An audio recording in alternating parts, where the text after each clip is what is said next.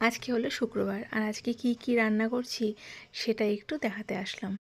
করেছিলাম সোয়াবিনের তরকারি, আর তার সাথে করেছিলাম হাঁসের ডিম আর পোলট্রির ডিমের একটা কষা। সোয়াবিনটাকে ভালো মতো সেদ্ধ তো করে নিয়েছিলাম, আর তেলের মধ্যে সাদা জিরে, গোটা গরম মশলা ফোড়ন দেওয়ার পর সেই আলুগুলোকে ভেজে নিয়েছি।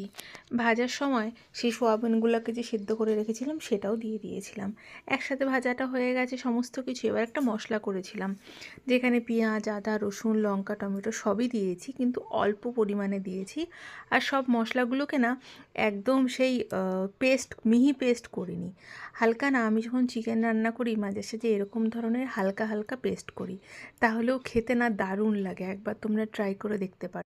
সেই মশলাটা দিয়ে কাশ্মীরি লঙ্কা গুঁড়ো, হলুদ গুঁড়ো, পরিমাণ মতো নুন, আর শুধুমাত্র অল্প একটু ধনে গুঁড়ো দিয়েছি।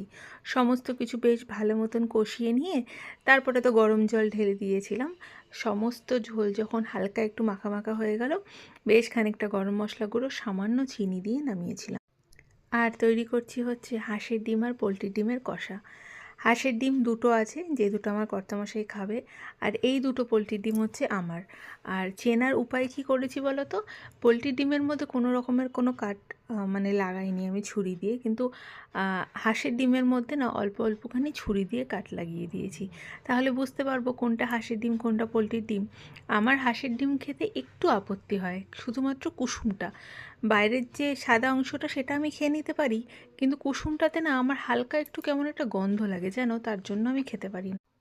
আর আমার কর্তামশাই না ভীষণ প্রিয় হাঁসের ডিম, তাই আমি যখনই মোটামুটি পারি শীতকালের দিকটা একটু হাঁসের ডিম নিয়ে এসে ফ্রিজে রেখে দিই। আমি পোলট্রির ডিম খাই, আর তাকে একটু হাঁসের ডিম করে দিই। আর হাঁসের ডিম তো খাওয়াও ভালো বলো, আর গরমের থেকে হাঁসের ডিম শীতকালে বেশি ভালো লাগে খেতে। সাদা জিরে আর অল্প একটু দারচিনি ফোড়ন দিয়ে আলুটাকে ভেজে নিয়েছি। তার সাথে দিয়েছি সামান্য একটু পেঁয়াজ কুচি, আর মশলা বাটা হিসাবে ওই যে সোয়াবিনের জন্য করেছিলাম সেখান থেকেই রেখে দিয়েছিলাম পেঁয়াজ, আদা, রসুন, লঙ্কা, টমেটো, সেই বাটা মশলাই দিয়েছি। তার সাথে হলুদ গুঁড়ো, সামান্য একটু ধনে গুঁড়ো দিয়েছি, শুকনো লঙ্কা গুঁড়ো, আর পরিমাণ মতো নুন দিয়ে আর একটা হাফ টমেটোকে ছোটো ছোটো করে কেটে দিয়েছি। খুব ভালো মতন এবার কষাবো সমস্ত কিছুকে অল্প অল্প করে জল দিয়ে। আমি মোটামুটি যাই রান্না করি না কেন খুব একটা খারাপ হয় না, কিন্তু আমার হাতে ডিমের ঝোল নাকি ভীষণ বাজে হয় খেতে। এটা কর্তামশাই সব সময় একটা কমপ্লেন থাকে, তাই আজকে একটু অন্যরকমভাবে করলাম, দেখি ভালো লাগে কি না। লাস্টে একটু গরম